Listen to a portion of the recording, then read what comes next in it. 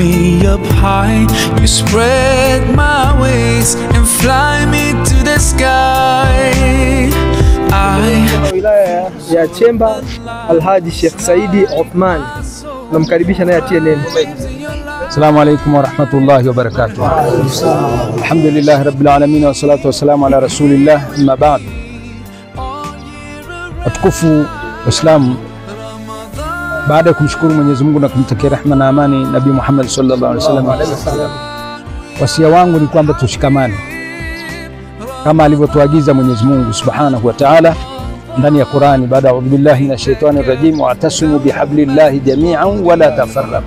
Fadhila kama hizi, maendeleo haya ambayo tunayaona ya kuchimbiwa visima na hao vijana wetu pamoja na wafadhili wetu pamoja na mufti wetu na rais wetu wanatusaidia sana.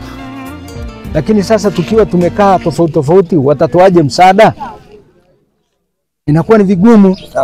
Tuwe pamoja ili tuendelee kupata fadhila hizi, na tutoe shukrani sana kwa mufti wetu wa Tanzania, juhudi anayoifanya katika kufanya maendeleo ya dini ndani ya nchi hii ya Tanzania.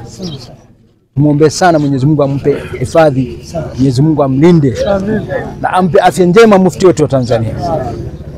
Ni mtu mzuri, mwenye tabia nzuri, mpole, anasema na kila moja. Lakini rais wetu pia, fadhila hizi zote mnazoona leo, magari yako hapa kwa ajili ya kutafuta maji, kwa ajili ya nani? Ya Waislamu na wanadamu wote. Lakini pia vijana wetu hawa wanatusaidia sana. Juhudi zote mnazoziona, Bwana Athmani, huyu mtu sisi pale Gweima hatutamsahau huyu. Mwenyezi Mungu amzidishie kheri pamoja na kundi lake lote. Amina. Kupitia yeye, manake Mungu ana sababu, si tunafahamu hivyo. Yeye pamoja na wafadhili tunawatolea shukurani sana. Tuungane jamani katika Uislamu, tutapata neema. Na vijana wetu tuwe nao karibu.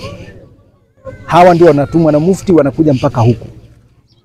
Sisi pale kwetu Gweima, nyinyi wenyewe ni mashahidi wazee. Wakina mzee Muhammad hao ndio mashahidi. Vijana nyinyi hamuelewi, lakini hawa wazee wanajua shida iliyokuwa pale ya maji.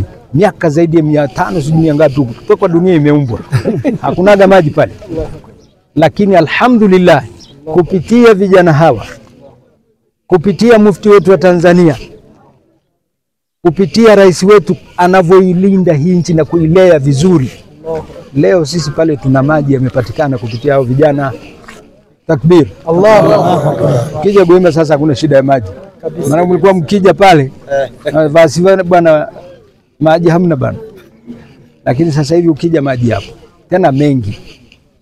Hawa bwana tuwe nao karibu. Kijana wetu huyu ni mtu mwema, mtu mpole, anapigania nchi yetu. Sio kwamba hapa tu, mahali popote. Tumuombe sana dua. Lakini pamoja na hao fadhili, pamoja na hao vijana wanaofanya hizi kazi, kuweni nao karibu jamani.